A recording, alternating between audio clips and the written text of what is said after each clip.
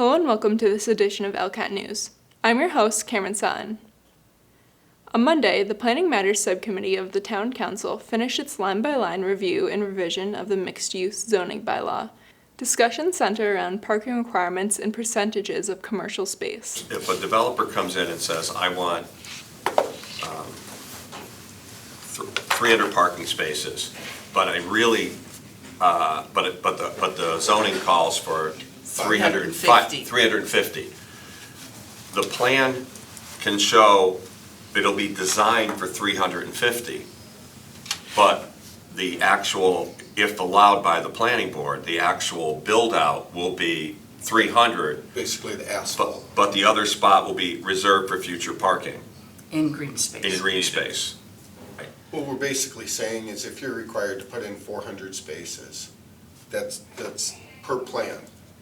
But you say, hey, I think we can get by with 300, let's not asphalt the other 100. We're okay with that, as long as it's left for future. In case in the future you realize, our calculation was off. Instead of the 300, geez, maybe we need 350, but we still don't need the 400, as long as there's still room for the whole 400. So you're not reducing them at all? I'm not reducing the required amount, we're reducing the ability of you to maybe not asphalt it because you may not need to. Yeah, it's Basically, a reduction without a benefit. except for the cost. Cost is asphalt. That asphalt's cheap. Cost is preparation. What would be the Preparation, benefit? it's the base, it's the Well, asphalt. the true benefit to reduced parking is it doesn't exist at all. Argument to the planning board. Right. So you have to give that planning board that ability to render that decision to reduce the amount of spaces if they don't think it's gonna be needed. And Okay. Why are we gonna have you asphalt something which may or may not ever need to be used? If it does need it, if that business changed and all of a sudden it was a bustling business that had 3 shifts in and out and people, they have the space there to add the parking as they need it. Through the chair, I think unintentionally you might be making it easy for them to just asphalt the entire thing, because, thinking from the other perspective, rather than go through the time and energy of coming back and forth, well, we actually need more space, now we gotta pave it. It would just be easier from the get-go if they paved the whole thing and said, forget about it, we don't have to worry about this ever again. And that's not what we want either. But if their numbers are correct from the beginning, then they'll never have to. Right. We've seen uses come and go in Center Square. We've seen times where the parking is overflow and sometimes we don't. But that's the nature of doing business. If they choose to put a whole parking lot in, because it's the minimum requirement, that's up to them. But the town is offering them an opportunity to not have to do that if they feel at the beginning, at the onset, it's not necessary. That would be my. Let's vote. Let's vote. Okay. Okay. Call for a vote. All in favor? Aye. Aye. All opposed? Nay. Motion carries 4 yes and 1 nay. Can I just, for discussion through the chair, is about the requirement for commercial space. If you're looking, requirement for Oh, yeah. commercial space, so I heard the number 20 to 30%. Right. And if you were to apply this to not one development, but several developments that could be contemplated, that's a pretty significant amount of commercial space that would be required. There are enough, of the surrounding communities that could benefit by having a, we talk about, I go to Connecticut or Long Meadow or Springfield for my groceries. Why can't I stay in East Long Meadow? And so if there was something in that area, a higher end specialty store, and if we're hearing it doesn't work, then it's not a mixed use. I don't think you heard the words, it doesn't work, to the chair, is that I brought up the issue that if, this is a global planning that you're doing for the town. Correct. That if you have more than one, you have a significant minimum requirement that you'll have 200, 300,000 square feet required for commercial. Right, And that's the point right. I was making. Right. I hear your point. I do understand that I do understand aspect that. of it. And if you, let's say, there's 3 mixed-use developments that choose to go in, 2 in the south end of town, 1 in the central You'll or have something. 300,000 square feet of commercial space required. So if you lower the requirement, it doesn't mean that if we start the project, and I don't mean to use ours, I'm just saying that if there's a requirement and people want it and the demographics are there, that the retailers want to be there, they'll come and we'll build it. But to say that you have to have a minimum requirement of 20% for zoning in the town may be too high of a bar. The committee will meet again on November 4th to finalize its recommendations to the council. Later Monday evening, the school committee considered its own capital plan for the next year and prioritized the top 11 items on the list for available funding. So is our goal tonight, Mr. Chair, to prioritize this list that we're doing? Well, is that what we're trying to do? I mean, the So- issue is that the council and the town manager have not asked for any of it yet. Right. I don't even think it's on their, well, it's on So the radar, but. That, you're absolutely correct. Yeah. So DPW and the schools have sort of jumped into this a little faster because this is the normal timeframe that we've been used to. And we don't want to get caught off guard when the town manager asks for this information. Maple Shade Phase 2, Yep. Mountain View modular replacement, high school electrical switch, Meadowbrook parking lot replacement, Birchland Park carpet replacement, what's the, resurface the track. 8, Mountain View gym floor replacement, Maple Shade asphalt and basketball hoops, Maple Shade roof, Mountain View interior renovation office. That's it.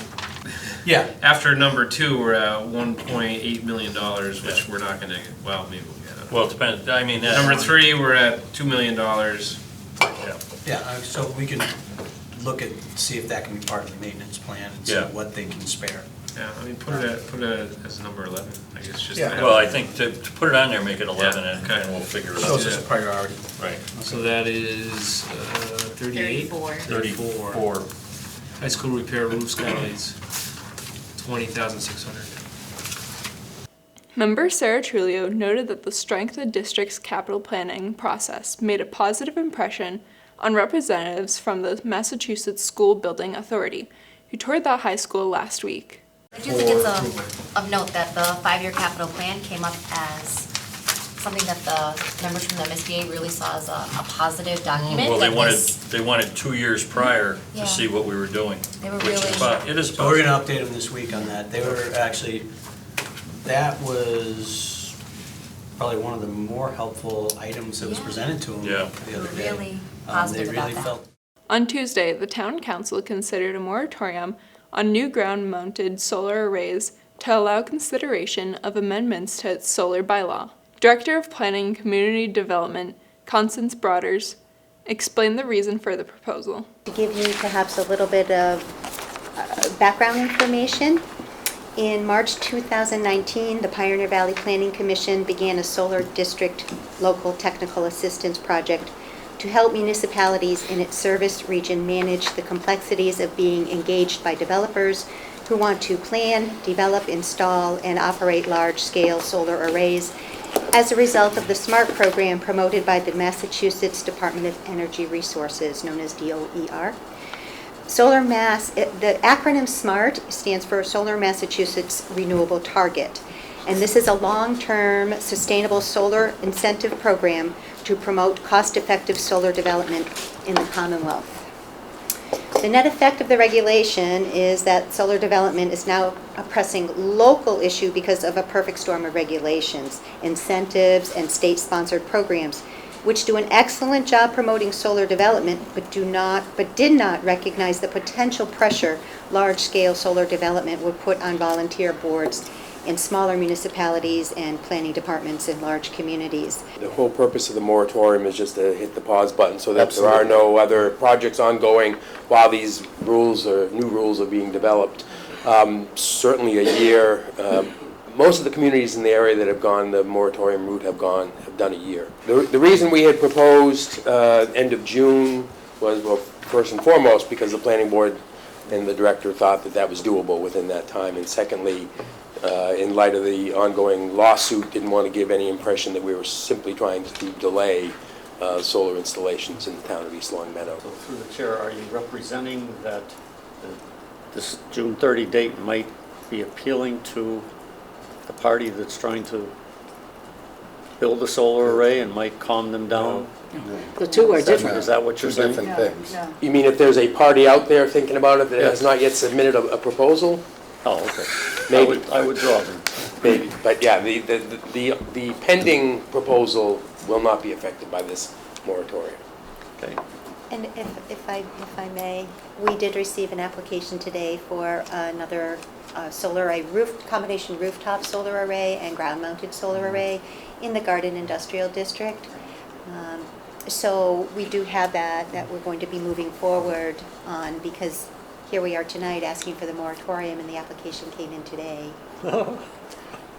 Well, as town attorney, I advised Ms. Broders that we would have to consider how to deal with that application submitted unquestionably because the moratorium was on the agenda. So.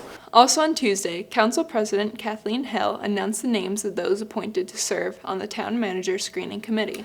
That said, the members that will be on this screening committee are Larry Levine, Richard Ficero, Mary O'Connor, Christine Williams, Richard Gibo Jr., Andrew Frazier, and Connor O'Shea. In appointing to this committee, and on the suggestion of Mr. Lynch in a generic format, he has no sense of these names yet, simply they're interested residents to him. He recommended, as I've said to you through emails before, that you reach out to the various populations in town to try to gather some representation from all various entities. And I consciously looked to involve folks whose names are new to us, simply as interested residents who wish to do an honorable job here in helping the council choose its next manager. And so for that reason, though, the other candidates certainly are equally as interested and genuine in their intent to help the town. Those individuals have some standing relationships with some of our town's work already on various committees, and for no reason other than that, I tried to go with individuals who are offering their help to send the message that we want this to be a collaborative government, and we're looking for folks who are willing to step up and help out. And Police Chief Jeffrey DeLessio reminded the council members and the public of the 125th anniversary gala coming up on November 16th. It is a 200 seating capability that night. We're going to be limited to 200 seats, so it's not like at the door you can get a ticket. That won't be possible. It will be Saturday, November 16th at the St. Luke's Greek Church. We appreciate them offering their venue for us. They've done many events for the town in the past, and this is another extension of their goodwill toward the town of East Long Meadow. Most of the events can be held on by local business partners in town. Our catering that night will be done by Three Guys Catering. They're a local outfit here in East Long Meadow. Our desserts are coming from Pete's Sweets and La Fiorentina Restaurant. The music is going to be by a two-piece band. I forget their name off the top of my head. They're dinner music style. They'll be running some music all night long. It starts at 5:30 for a social hour till about maybe 7 o'clock. It's semi-formal attire. It's an over 21 and over crowd, so there's no kids allowed, unfortunately, at this event. So I'm asking you to get it out to your platforms. It's on the town website. Dinner will start at 7 o'clock. We have a 4-station dinner set up where there's going to be a carving station, a vegetable station, a pasta station, and then a chicken station. The social hour being served with hors d'oeuvres. Dessert, like I mentioned, music. We have a great raffle prizes to give away that night for the lucky winners. They'll be happy to win some of the prizes. So we're just looking to make sure we get the word out there, and everybody can attend. Again, but the seating is limited to 200, so we want to fill the place up. We want to bring the spirit. The last real official event of the anniversary of the town that night will be the 16th. They're $40 a ticket, just to let you know. You can get them through the town manager's office, I believe. Mary? Sure. Yes. And they're online also so for the social media people out there, Eventbrite has it posted. But if you have a platform you want to share this information with, we would appreciate it. That's it for this edition of ELCAT News. I'm Cameron Sun. Thanks for watching. See you next time.